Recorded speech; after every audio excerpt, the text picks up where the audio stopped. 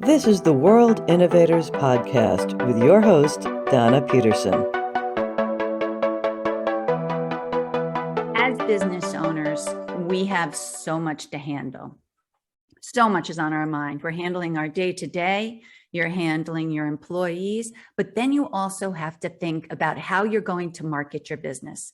Because if you don't market your business, you're not going to get sales. And if you don't get sales, the business will not exist.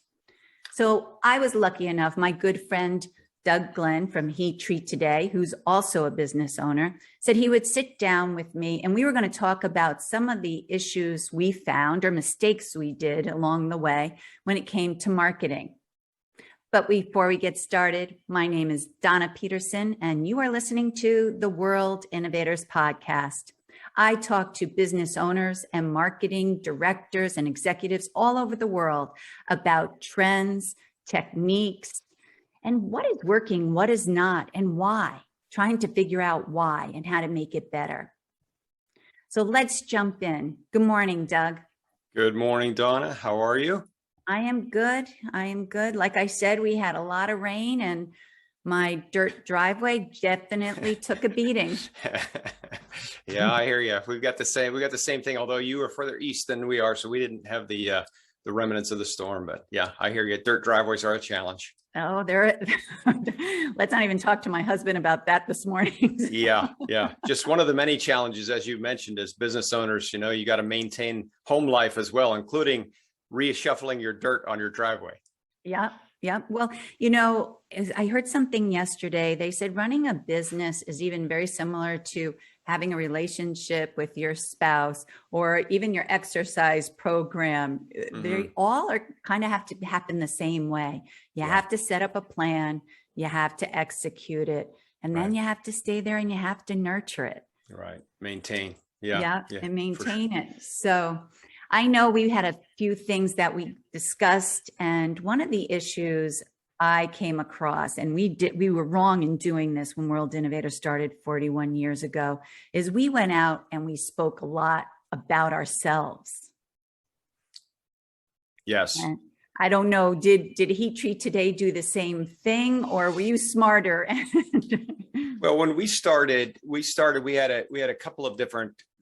One primary approach when we started was to talk specifically to our advertisers, to our revenue stream. So the question is, where's the revenue coming from, right? Because you obviously, to maintain a business, you got to know where your revenue is coming from.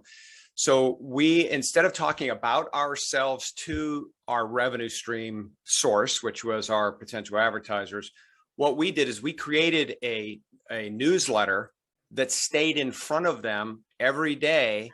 But it wasn't about us. It was actually targeted towards their customers. So we sent out a newsletter basically showing what we could do, not talking about us, but actually doing it, right? So I think that's a critical thing to, when you're, first starting a business, is to get a good idea of where is our revenue coming from and what can we do to help those people? What can we do to serve those people? And then do it. Yeah. Then once they come to you and ask you, then you can talk about yourself. Then you were perfect. That's exactly right. Right now, to offer these companies that educational information that they receive every morning. Do they get it? Did you say? Yeah, once every weekday morning. Yeah. So you basically put together a nice little snippet even of, business articles that maybe they don't have to keep track of, because you consolidate all the important ones in your newsletter for them. That's right. Yep. That's exactly right. Yeah. It's called the Heat Treat Daily. And it was one of our first, besides the website, obviously we had the website first because you got to be able to send people somewhere. Right. Right. Once we had the website, the very next product we did was something called the Heat Treat Daily, a product of Heat Treat Today.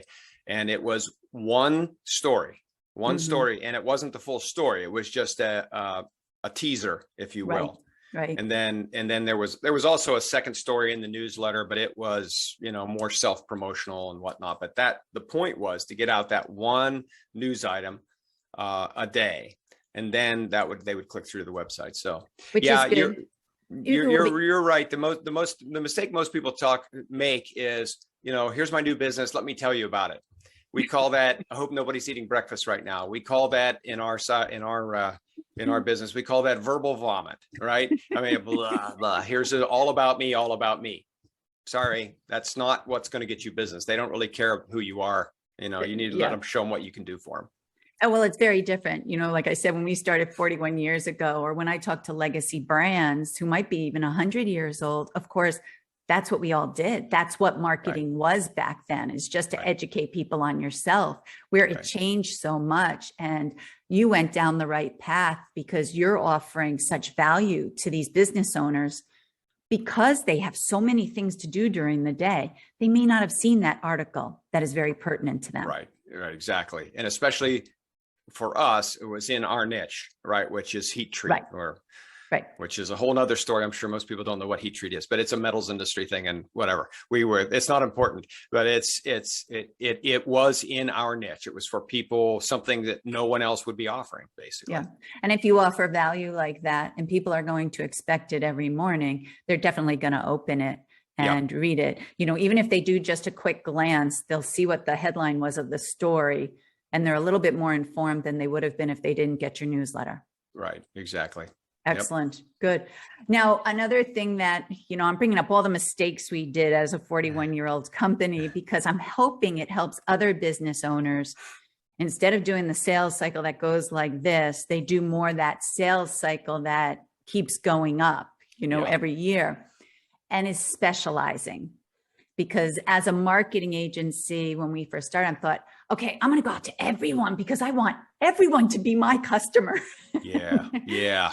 And I learned quickly, because we weren't getting the traction from our marketing, I learned it wasn't until we finally said, okay, it's B2B, and then finding a specific niche, did I see that traction pick up? Right. And did you come across the same thing when you were starting Heat Treat today? Yeah, it's difficult to be all things to all people. It really is. It is a matter of defining who you want to be and who you're going to be trying to be helpful to. In our industry, again, the specifics here might be a little not necessary for most of your listeners, but the concept is, yes, you've got to define it down. In our situation, very briefly, there's a lot of different thermal processes that go on in the world. Mm-hmm. And we could have tried to appeal to all of those, but we would have floundered for quite a while. Mm-hmm. Instead, we decided early on, based on past experience, that we were going to focus in on a specific segment of heat thermal processes. Typically, we always define it as 800 degrees Fahrenheit or above, right? And in an industrial setting, those are the ones that we tend to focus on. So that helped us narrow the field. We're not into steel making, right? Which is another thermal process that's even 800 degrees F or above, but we're not that. So yes, the short story is specializing is important. Otherwise, you're going to spend a lot of time developing an audience, for example, trying to get people who are readers who you don't really need because they're not important to your advertisers and all that stuff. Right.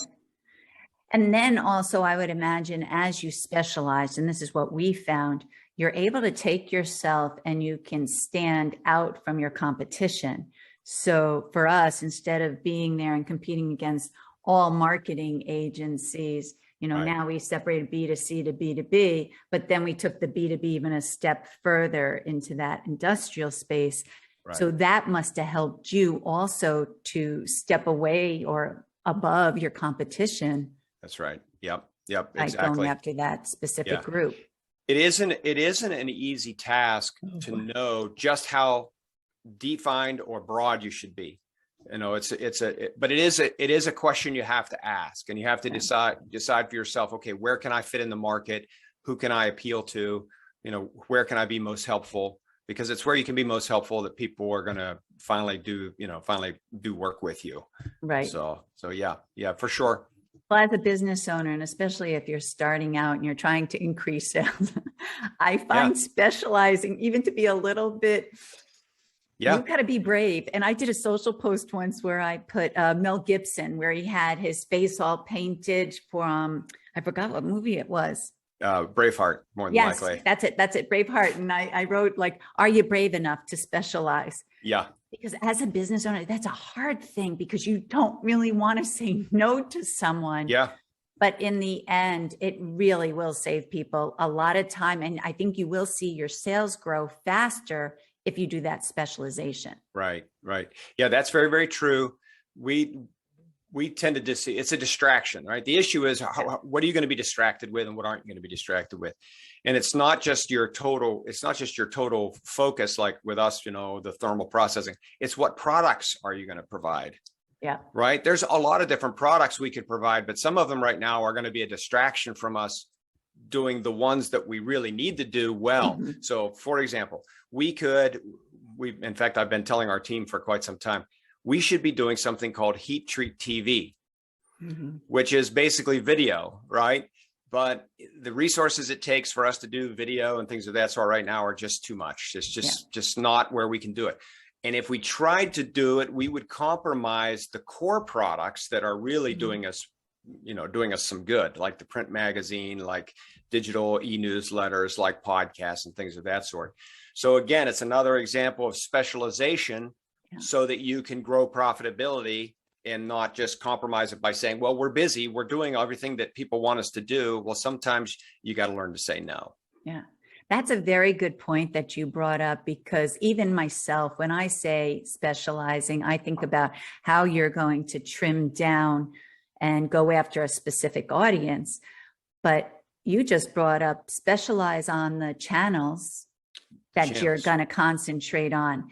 And that's something now I'm talking to clients because, you know, if you watch anything on YouTube or, you know, Facebook or LinkedIn or even just email or even the television at night, you think, okay, I got to be on Facebook. I got to be on Instagram. Oh, I better be on TikTok doing some crazy move. I better do this. And after a while, as a business owner, you can't do it all. Right. And so I agree with you. Pick a select few and be really, really good at it. Right. Right. And then if you get to that point where you're really good at it and you have the bandwidth, go into something else. Yeah. Yeah. Yep. And that your bandwidth thing is an important point because there's a lot of things you could do well, but do you have the bandwidth? What does that mean? Right. I mean, do you have the band intellectually, emotionally? Do you have the bandwidth? Can I take it? Is it going to drive me crazy if I do it? And do I have the right people in place and the right systems in place to do those things? So yeah, it's a bottom line is, I think your main point is about specialization is not being distracted, not wanting to do everything because somebody's waving a few dollars in front of your face, right? Especially when you're starting a business, it's like, yes, I'll take it. Well, sometimes it's better to say no for the long run, even though it may be painful in the short run. Right. But it's hard because you get those promotions every day that says you should be doing this. Oh, if you want to grow your business, you should be doing this. You should be doing this. You should be doing this. And it's like, after a while, no, you don't need to be doing all of that. Right. And then what businesses have to do is they have to be so confident in themselves, or like I'll say, what's your why? Why are you doing what you're doing? Get a strong why so that you can figure out which ones you really need to be doing for your specific brand versus what everybody else is doing. Yeah. If anyone in your audience hasn't watched the Simon Sinek Why YouTube video, it's worth a watch. I think it's very important. His main point there is people tend to do business with you not because of what you do, but because of why you do it. Yeah. And I think that is important. I mean, our staff, we developed the why statement when we first started. Our why statement is very simple. We believe people are happier and make better decisions when they're well informed. That's why. That's why we're here. So we tout that all over the place. Good. So. I know ours has even changed over the years. You know, when Ann started this company back in 1980, obviously our mission was a little bit different than it is now. Yeah. And I have to tell you, that was another mistake we made as a business because we left our why for a while. You know, we didn't go back and revisit it and kind of bring it up to date on what our why was. So we didn't have that strong leverage that kind of pushed everything we were doing every day towards the why. Right. or like your North Star. We didn't have that direct path. So because we were zigzagging, we wasted a lot of time and energy. Yeah. It is one of the more difficult things. I don't know if you agree with this, Donna, but it's one of the more difficult things is for a entrepreneur-minded person to maintain focus on a core value. Yeah. Because we tend to be those people that, oh, here's a new shiny thing and I want to go this way, I want to go that way. Whereas what your people really need, especially if assuming you're working with a team, right? What they need is clarity on the vision, constant reminder of the vision, and good solid examples of what it means to live that vision, right? Yeah. So one of the favorite ones, a good friend of mine and a consultant, if people haven't, I'm sure most people haven't heard this name, but you should go check it out. It's a guy by the name of Bill Munn, M-U-N-N. It's BillMunnCoaching.com. One of the things he says is catch them when they do it right. That's one of his principles, right? Most of the time when you talk with your employees or your contractors, it's about, well, hey, listen, we didn't quite do this right. Yeah. But you want to catch them when they do it right. And when it comes to the vision of your company and the core values of your company, the more frequently you can catch them doing it right, reinforces those things. And therefore you're encouraging that type of behavior. So yeah. It's I totally agree with that. Years ago, I coached swimming, and the positivity always did so much better than the wrong. And even now with clients or customers, I always try to point the positive so that we can all grow. And then we do talk about what maybe we need to tweak a bit to get it better. Yeah. But you're right. As a business owner, I had someone refer to it and I loved it. I'm like a squirrel with a nut, Yeah. Yeah. I'm like that squirrel you see in the yard going here and there and there, because I'll get an idea and then I can't let it go. So the next thing I know, I'm researching, I'm figuring out how to do it. And this goes back to, like you said, with the bandwidth, as a business owner, you also have to start to realize what you're the best at. Yeah. Stick to that, and then hire employees or, outside people to help you with the other parts. Right. Yep. Exactly. Otherwise, again, if you like me, sometimes I like to handle it all myself, and there's just so many hours in the day and your time can be used for other things. Right. Right. Yeah.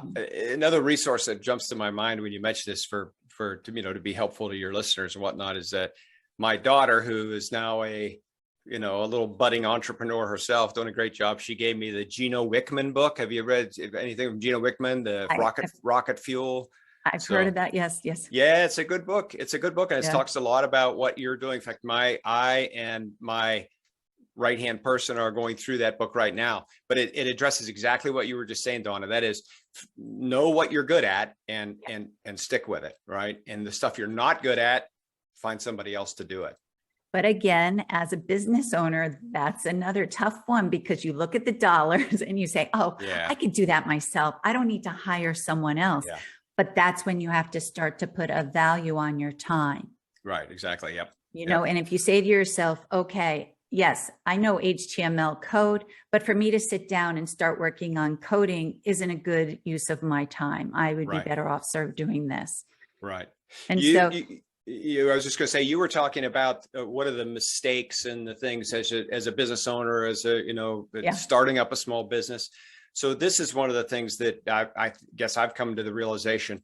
One of my number one jobs, and I didn't realize this when I first started, one of my first number one jobs is figuring out what it is I can get rid of from doing. Right. Because there's probably more important things that I can do. So I used to do the books, the accounting, all the marketing. I used to do the editorial. Of course, when you start, that's what you got to do. You've got to do all those things. But then it becomes an issue of you can't own it. You can't keep it. Sorry, Doug. You got to give these things up. And the challenge becomes, what can I get rid of first that will still advance the business, but it's stuff I need to give up.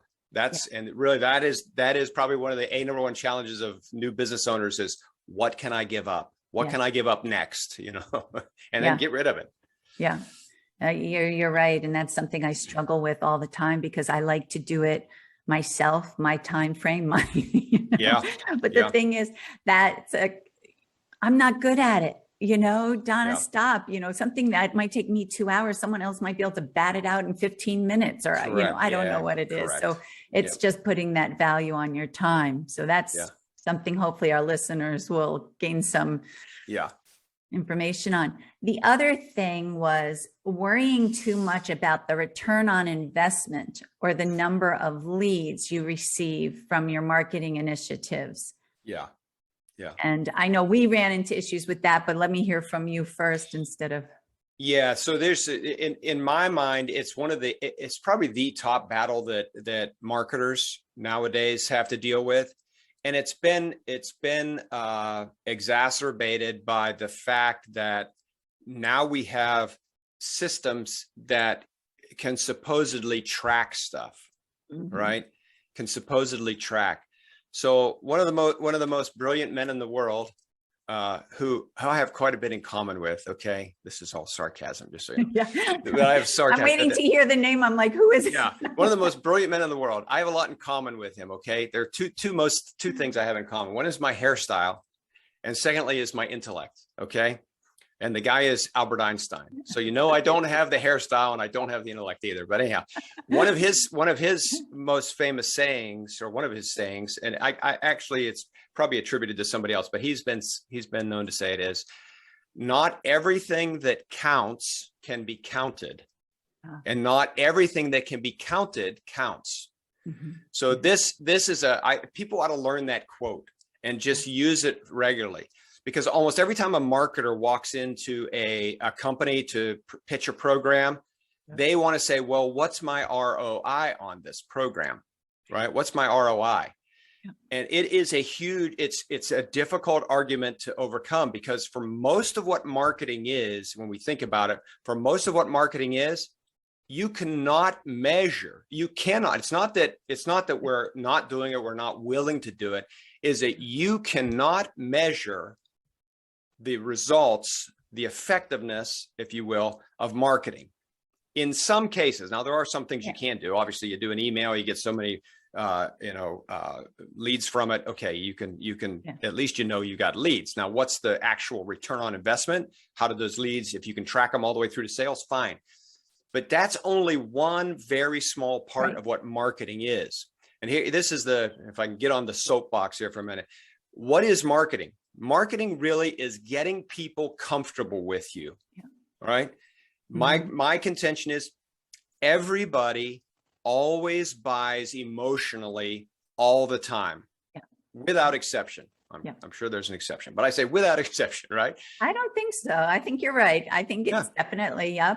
I mean, people say, well, that doesn't make sense, Doug. You're full of it. I said, well, think about it. When was the last time you bought something that you weren't comfortable with? Right.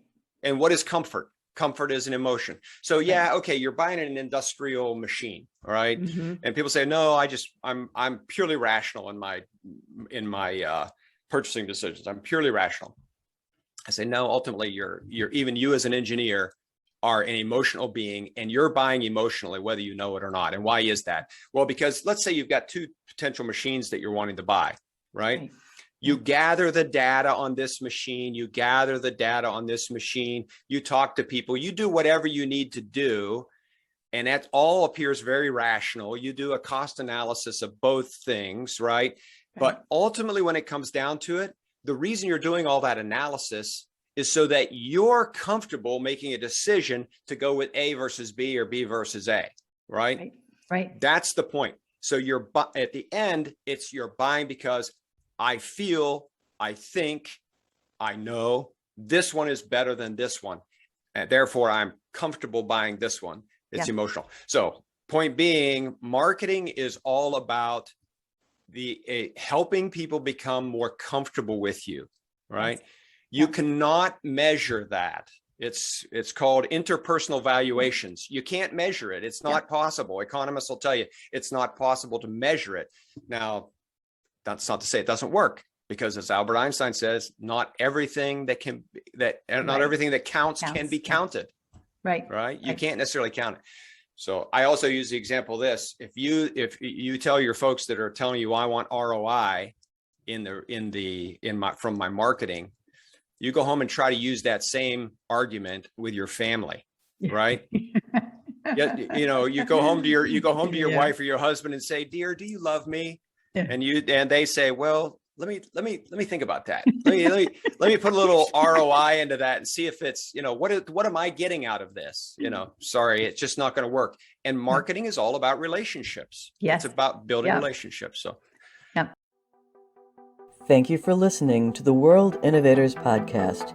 For more information about today's topic, email us at dpeterson@worldinnovators.com or call 860-210-8088.